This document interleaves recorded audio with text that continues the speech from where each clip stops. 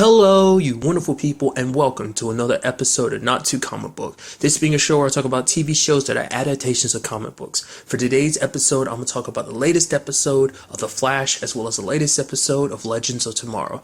Like always, if I'm talking about something that you want to listen to, you can always look in the description down below. I include the time when I start talking about each of the shows I'm talking about. So, for example, if you want to hear what I had to say about this week's episode of The Flash, you can skip to what I had to say about this week's episode of Legends of Tomorrow. But the first thing we're going to talk about is this week's episode of The Flash. Immediately, we get the answer to last week's episode. I was more, because I was like, okay, so how did Savitar get out? Because especially at the beginning when we have like Wally not saying anything, it's like, oh, you're doing all this training. So wait, they don't know about Savitar. It's like, why didn't you say anything, Wally? Well, apparently it's not because it wasn't really Savitar. It's all been, that whole situation was inside of Wally's head, which to me, I was like, it never once crossed my mind to think about the ramifications for Wally getting his powers the way he did. He got his powers through the Philosopher's Stone. It's like, well, that's how Savitar got to alchemy. I mean, you know, Julian, as well as everyone else. And it's like, now it kind of makes sense. It's like, why didn't I think about that sooner? But so obviously he's going to be able to get to Wally now.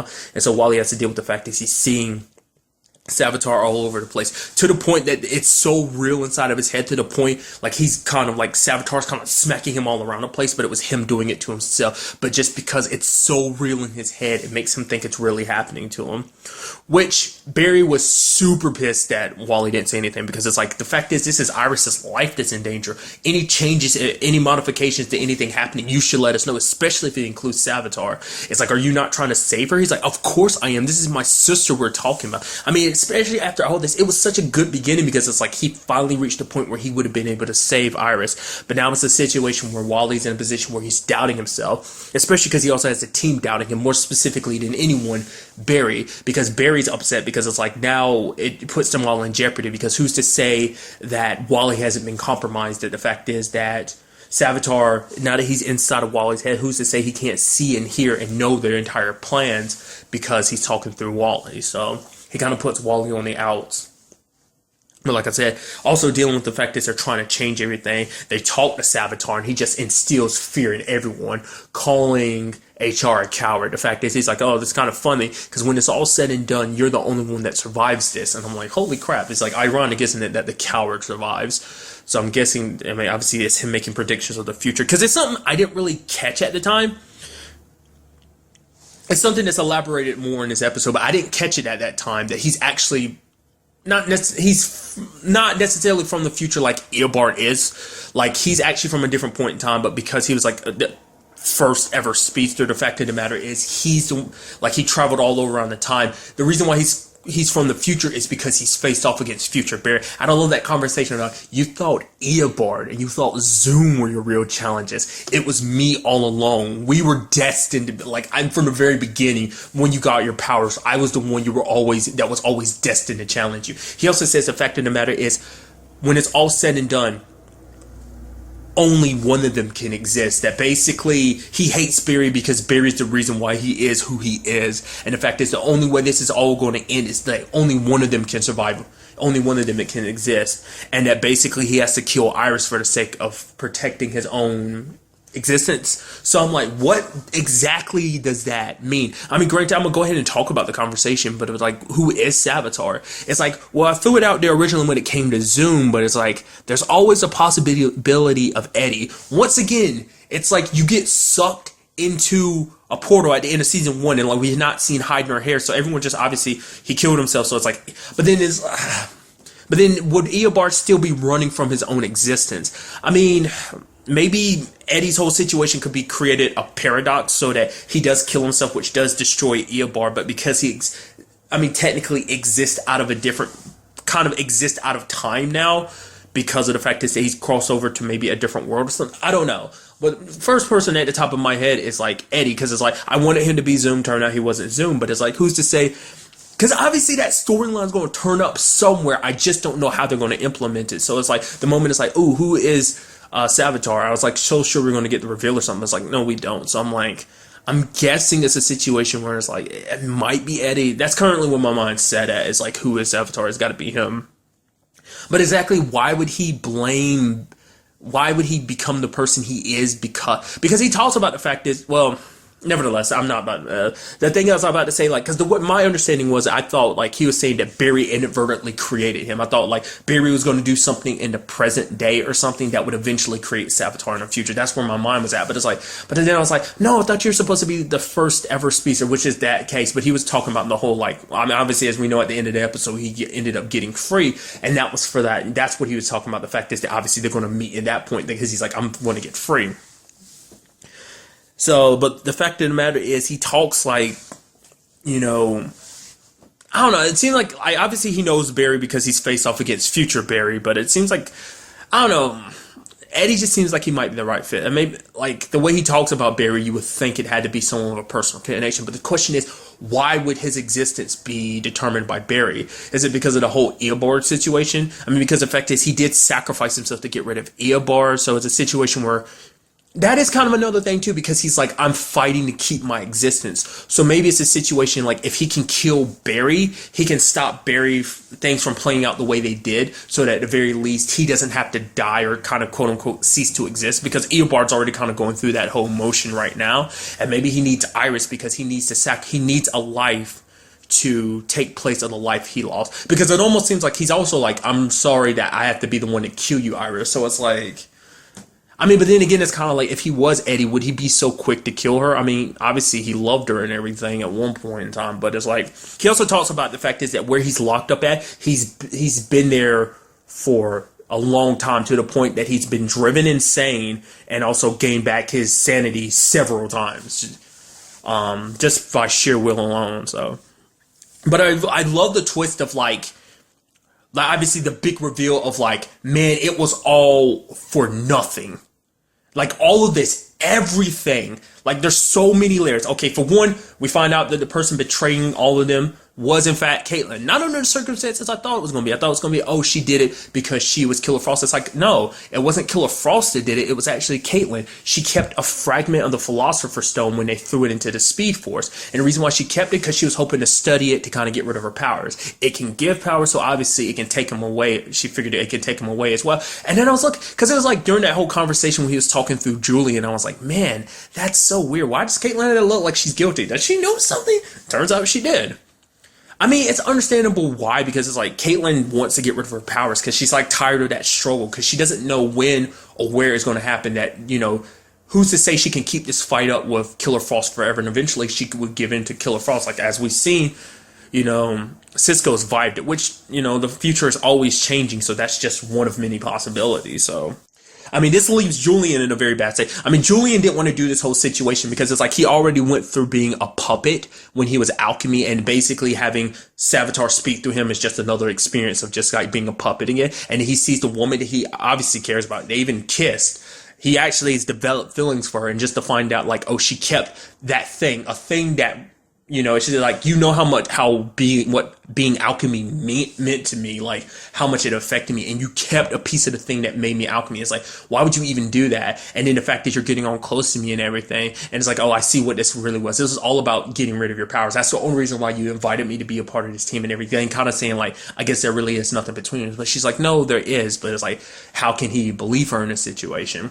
Then you have Wally being so caught up in his own head about those whole circumstances, finding out, looking at, going to see the situation himself, having Cisco vibe him to the future, and then it's kind of like him finding out like, oh, well, for one, it's seeing your own sister die, which, you know, you had Cisco being like, you don't want to see that. Like, you once you see that, you not being able to unsee it. I mean, Cisco knows that pain because it's like he lost his brother, so he knows what it's like to have a sibling die. But it's like, it's another thing to actually see that sibling die before your eyes.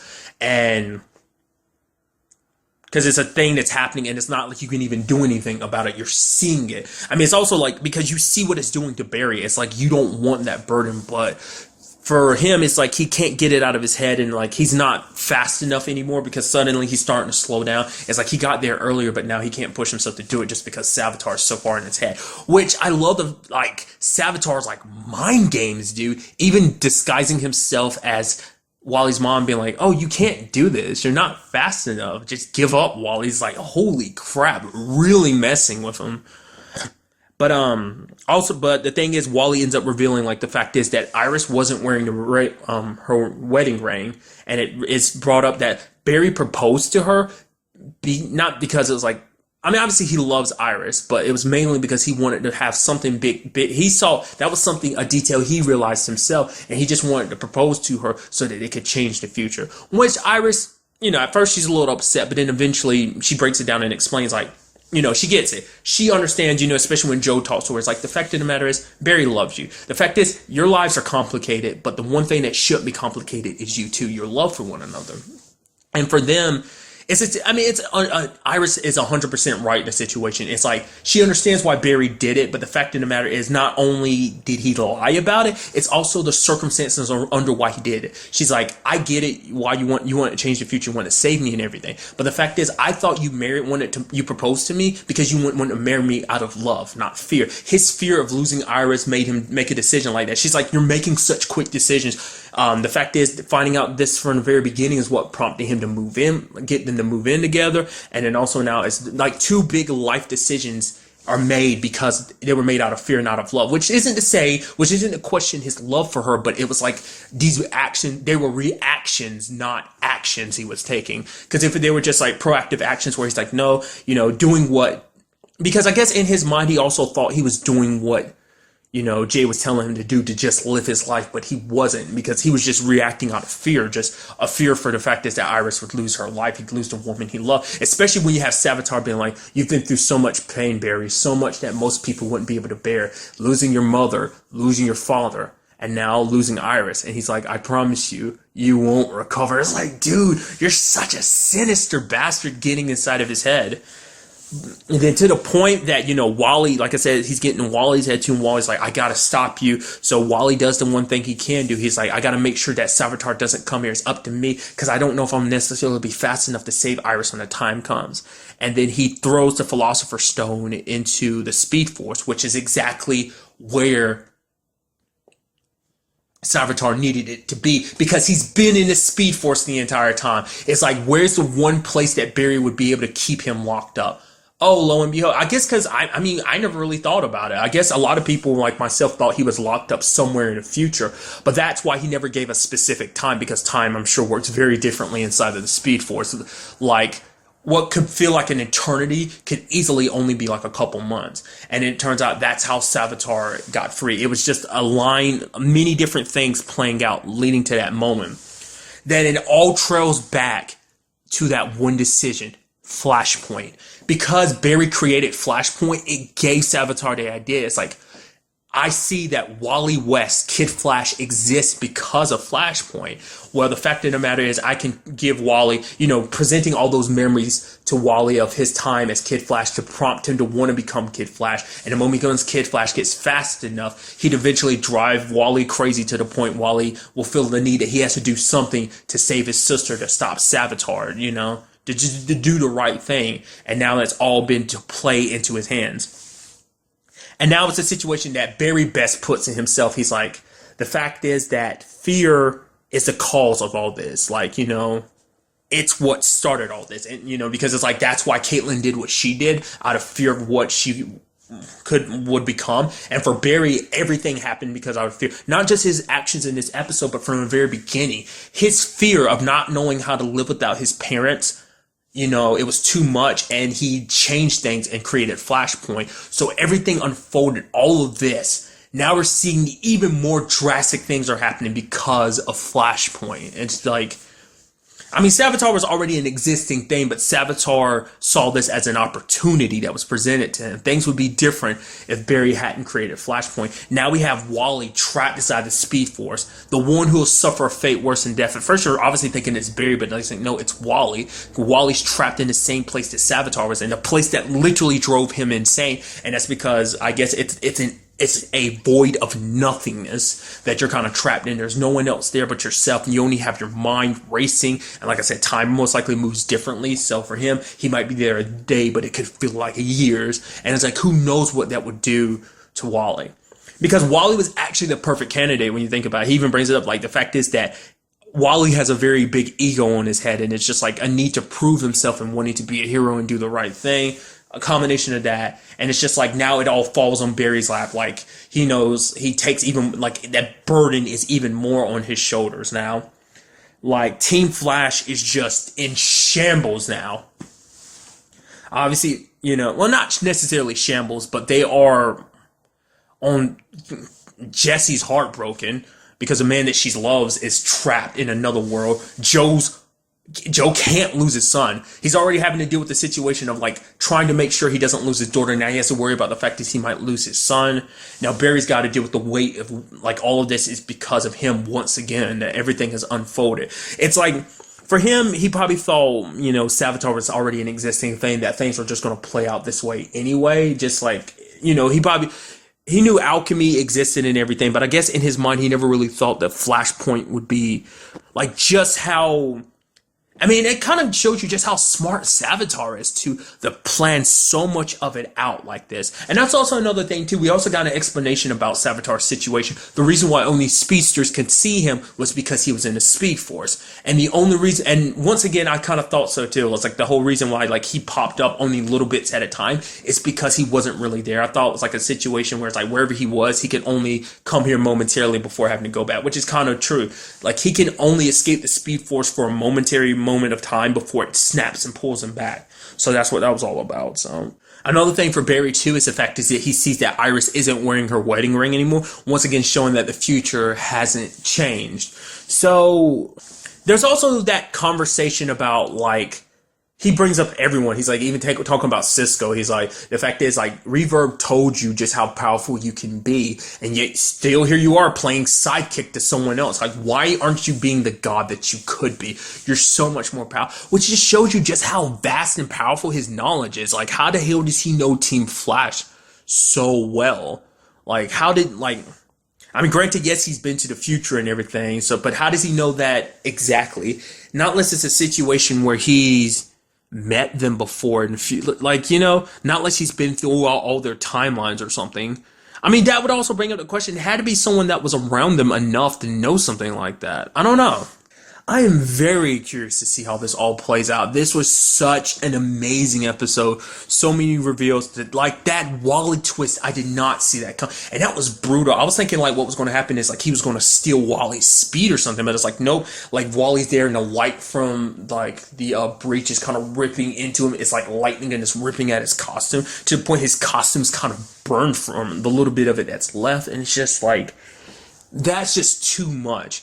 It's like, especially because also you see like Barry versus Savitar, like how one-sided that fight was. Even when Barry landed like one or two blows on him, it still wasn't enough. Like Savitar still outmatches him. It does seem like Barry can decently keep up, but still not enough to the point that it matters. It can matter. So now we have a situation where Barry's here brokenhearted, beaten down, just like I'm very interested to find out more about the situation. Like I said, I've thrown it out there that Eddie might be Savitar, might be completely wrong. I'm very interested to find out who Savitar is and why specifically he believes he needs to do what he needs to do, why he needs to kill Barry, for the sake of his own existence. And the same thing for Iris. Obviously, Iris at first seems like it's a situation where it's like, oh, he needs to kill her for the sake of getting at Barry, but it's like the way he talks about it, it seems like he needs to kill Iris, just like he needs to kill Barry for the sake of his own existence. So getting more answers about that is what I'm looking forward to next week's episode. Things are definitely going to get very, very interesting. And now moving on to this week's episode of Legends of Tomorrow. A very good episode with a lot of things that went down. I love the fact is that Rip literally got out of his cell long enough to destroy the device they need to track down the other piece of the spear, track down where Commander Steel is. But on top of that, the team finds himself in the period that Ray was in at the beginning of the season when like everyone got zapped at different time periods. Ray finds him, they find themselves in the same place that Ray was, and he's like, oh man. I like the fact that he's kind of enjoying it because it's like, well, he kind of had to survive there for like 6 months, so he had to kind of get used to it. Even creating a little den for himself, and he's telling Maya and Nate, like, oh yeah, make sure you stay inside of the dinosaur urine circle so that, basically it's like male dinosaur urine to kind of detract In this particular case, the dinosaur he dealt with, the T-Rex he originally dealt with back in the day, Gertrude, who apparently still has beef with him, for good reason. He ate one of her babies, so obviously she's still super pissed about that. But kind of bouncing all over the place. Obviously, this was also a big, kind of going along the same lines as we have, Amaya and Nate kind of getting close. At first, I mean, I love that whole scene with the snake, and she's like, Nate, be careful. And he's like, oh my God, get it away, kill it. She's like, you're scared of snakes. And he's like, yeah, I am. And he's like, you're not? She's like, no. As long as animals don't feel threatened, they're not going to hurt you. Which is like, well, out of anyone, of course you'd have that mindset. You're the most in tune with animals. And then, but kind of bringing up the fact is that her and Nate should kind of be something. And he's like, wait, I thought you were saying like that was kind of unprofessional before, and that wasn't a good idea. But she's like, I've changed. The situation has changed because time has changed, as well as, times in general have changed. And the fact is that I'm a different person. So it's like, why not kind of throw the old rule book out and kind of start something new? Very interesting. But then Ray kind of presents something that I didn't even really think about. I mean, it was there, but it's not something you actively think about. It's something even Nate didn't think about. It's like, the fact of the matter is, Amaya's going to have to go back to her original time at some point. But also tackling something that's kind of been brought up as an obvious thing that, once again, I didn't think about too. It's like, she does have a granddaughter, Vixen, who became, a superhero in Chicago. And it's like, if Amaya isn't there to go back to original time to have her daughter, who would eventually have Amaya, then all the good Amaya did as a super, obviously Amaya would disappear from the timeline, and as well as all the good she's ever done would go along with all the different people she saved. So it's a situation where like Ray is like, it's not even a situation of like Ray doesn't want her and Nate to get together. It's like, it's fine. Like, I don't mind about that. It's like, the fact is he kind of understands it because him and Hulk Girl had their whole situation, but it was kind of a thing where destiny comes first. It's like her and Hawkman were destined for each other, and there was no getting around that. Like, you can't fight destiny. And he's bringing up the fact that it's like, we as a legend, our futures don't matter. We can do this whole situation because we don't have a destiny. That's why we were brought on this trip in the first place. But Amaya does. She has a life that she has to live, because it's like, because not only does she have a destiny, her granddaughter has a destiny, which is something I kept bringing up, like why we haven't seen it. Obviously, there's a whole Vixen situation, being tied to the cartoon, which is something I am curious. Like, I do need to go back and watch that. I've yet to watch it. I've been meaning to. It looks really good. It's just like, I just haven't never taken the time out to watch it.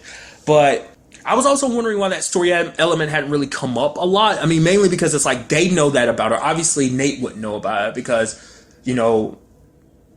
Ray would have more experience with her, obviously, because, like, of Team Arrow and everything.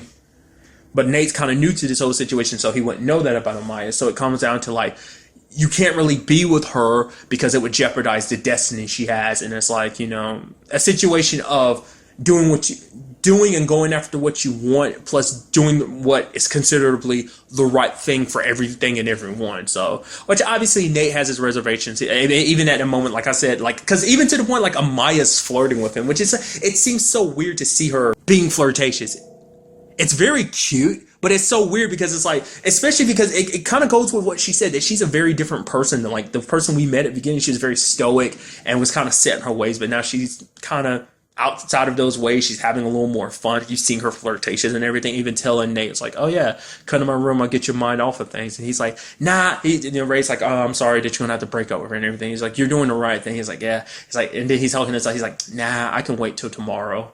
Which to me, in the back of my mind, I'm like, well, this is my fault. Nate's most likely like current Vixen, in 2017. That's got to be her grandfather.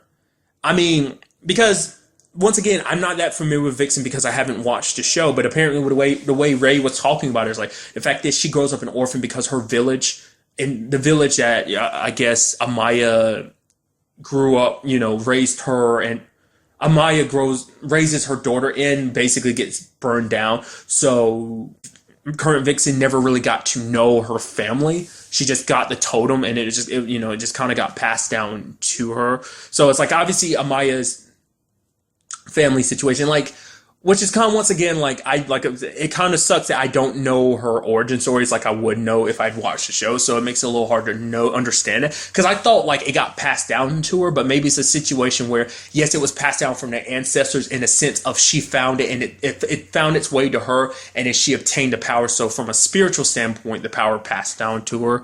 Maybe that's what I mean, or maybe literally, like, it's not, maybe her grandmother or mother is there to kind of explain it to her. Maybe Amaya died when the village got burnt, whatever the case may be. But to me, it's like, I feel like that's what they're setting it up to be, like, Nate is her grandfather. And maybe that'd be a situation that once it's brought up in Legends of Tomorrow, then eventually he'll make appearances, and, you know, the character will obviously make appearances in Vixen too, just be like, having to deal with the fact is like, hey, I'm your grandfather, this is...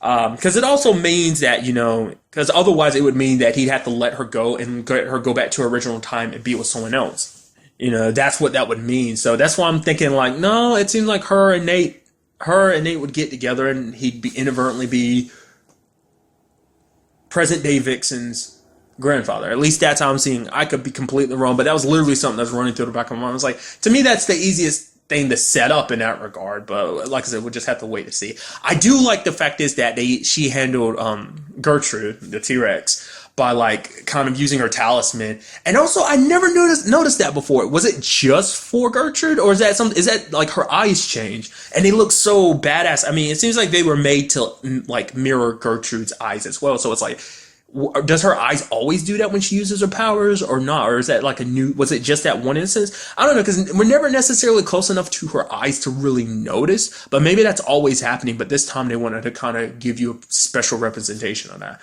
Maybe it's not. Maybe it's only in this particular case her eyes change, but nevertheless, they look pretty badass and everything. But on the other side of the episode, we have the team, specifically Jax and Sarah, going inside of Rip's mind. It's kind of a similar situation that basically it's something that the Time Masters do. It's basically some kind of consciousness thing where you basically throw your consciousness into someone else's mind. It's something that they did to Mick, obviously, when they were trying to turn him into Kronos. And what I really liked is the fact is that because, like, they were inside this obviously world that Rip had built for himself, but in this world, because he was so brainwashed, he was brainwashed into believing all his friends and everyone around him were bad guys. So in his mind, they were bad guys. So Sarah had to go up against herself, which I love her being like, man, I'm such a bitch in Rip's mind. Just because that's how he views them now. That's why he looks at them with such disdain, and why he was so willing to kill Sarah like it was nothing. Because in a warped perception of his brain was kind of remapped to make him look at them as an enemy, like they were bad guys. Which I'll admit, Firestorm as a quote unquote bad guy, it kind of goes along with I forgot what Firestorm's is it Deathstorm? Isn't that his Earth 2 counterpart? I mean, well, his former Earth 2 counterpart, because his counterpart's dead. But the fact is, I like the way the flames look. They're like darkish black, kind of red flames, and they look super menacing as hell. So that was pretty cool. But that was not the only thing that was in his mind. We also met Gideon, which the actress who voices Gideon, because I never really thought about it before. Like, it's something, because normally I've had the mindset of, like, once I hear a voice, I'm like, I kind of like to put a face to that voice. I tend to do that sometimes, but a lot of times I forget to, especially in this case. It never really crossed my mind to really do that. I'm like, oh man, Gideon has such a lovely voice. But now we kind of put a face to that voice. The actress who plays who voices her is Amy Pemberton. And I'm kind of like Sarah said. Sarah's like, holy crap, Gideon, I didn't expect you to be so. It's like, human? I was like, well, I was going to say hot, but yeah, that too. It's like, the actress who plays her, Amy, is very pretty. It's like, holy crap. I mean, not to be surprised. But it's kind of interesting because it's like, I love what Gideon says too, is the fact is that the reason why they never, like, she's obviously an important person to him. Even though she's just a ship, she's still, like, his ally through it all. Like, throughout his time as a Time Master and everything, she's like, one of the few consistencies in his life. And obviously, Eobard wouldn't think about messing with that in his head, because it's like, well, he didn't really know how important Gideon was to Rip. So she was able to maintain herself while still inside of his head. But then we have Rip just it's a situation where you don't have like Rip is more afraid of everything because it's like, oh, like, these people that are keeping him captured are the monsters kind of keeping him locked up and everything, so he's a little afraid. But because it is his mind, he does have special powers. He's able to kind of push them all back, almost like telekinetic abilities. So, and I also appreciate the fact is that he kisses Gideon. I thought that was kind of interesting. And like, I brought it up before, but and I can't help it because there's obviously there's obvious parallels. At first, I was thinking just because it's a time travel show and everything, but obviously the Doctor Who parallels. But then I always keep forgetting. It's like, all right, don't forget the actor Arthur who plays Rip also played Rory on Doctor Who, so there's also the connection there too. But it kind of heavily reminded me of an episode of Doctor Who. I think I've referenced this in something else too, haven't I? The episode. What was that called? I swear it was called like The Doctor's Wife or something like that. But basically, the TARDIS's essence was put inside of a body for an episode. So that's why I was looking at it like. To me, that was what immediately came to my mind. And what I found even more fascinating is that even when it was all said and done, Gideon was like. He's like, oh, so Gideon, I wanted to say sorry. She's like, oh, for overriding me and trying to use the self-destruct. Or she's like, or the kiss. And he's like, wait, what? She's like, yeah, the fact of the matter is, she's like, because I didn't mind, the kiss. And I was like, how do you remember that? I guess it's kind of like a situation where she was kind of tapped into his consciousness at the same time. I mean, it's really not something like you really need to go over, but it does kind of make it a little sweet. The fact is that she does remember it. And it's like, oh, that's amazing. It makes things a little awkward now that she's not in a human body. Even, I mean, technically that was still in your mind, but still, it makes it a little awkward now. Especially if there's ever anything between you and Sarah, which it seems like that's what they were alluding to.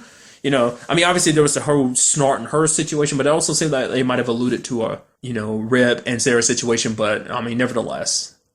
Also,